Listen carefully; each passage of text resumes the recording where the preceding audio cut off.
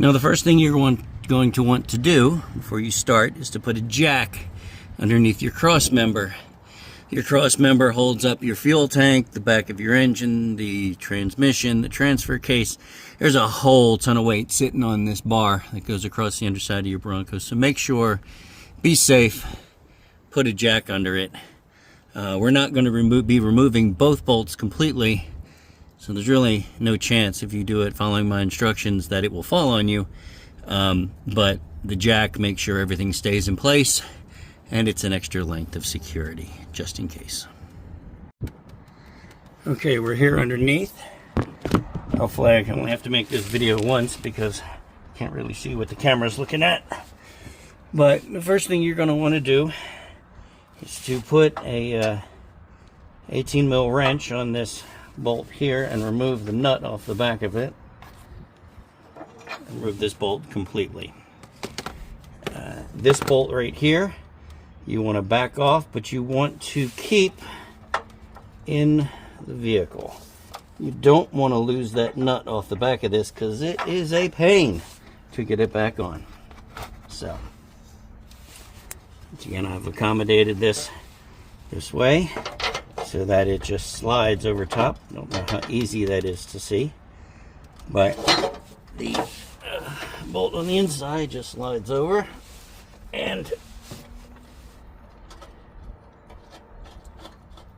tighten up the bolt. Hopefully that's still on there. Well, I lost it. There it is. Alright. May have made it a little bit too loose. Alright. I'm going to put this in there to hold the front of it. You can't run the front bolt all the way through because it interferes with the wrench tightening up the back bolt. So, brilliant design. Actually, what Ford has done is, because the fuel tank sits directly behind these bolts, there is a cage basically that surrounds them that protects the fuel tank in the case of an accident, so that these bolts do not go through the the fuel tank. You want to try to, best as you can, align this plate up at the bottom of the cross member so that it lines up. That's how it was designed. So now that we've got that in there, we're going to push that and tighten her up. Once you get the nut started, well, in my case anyway, the crown nut has enough tension so that you do not have to keep the wrench on it in order to tighten it up. Okay, and that's the front side tight. Now I'm sure there's a torque specification for these bolts. I don't know what it is. When I find out, I may post it on the video.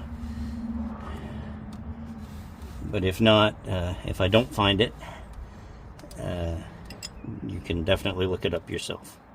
I've got a little tape inside this wrench to hold on to this nut so it doesn't fall off, because this son of a gun is a pain to line up. You can't reach back there with your fingers. You have to do it with the wrench. So I'm going to put the wrench back behind. I'm trying to stay out of the way of the camera. I'll put the wrench behind the bolt. Find it.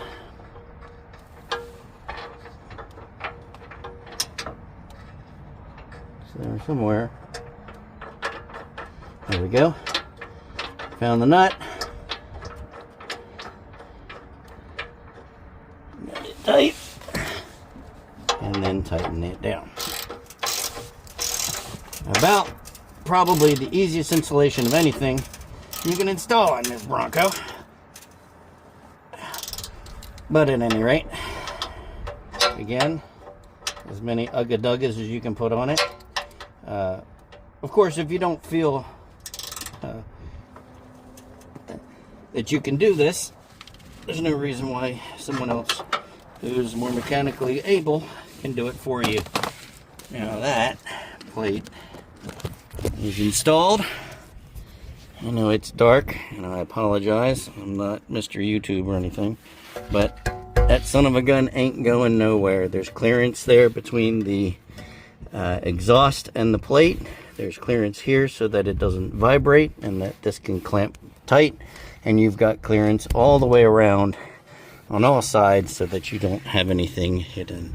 And that there is your protection for your fuel tank and fuel lines, which I showed in the other video how damaged they became just from high velocity water spray.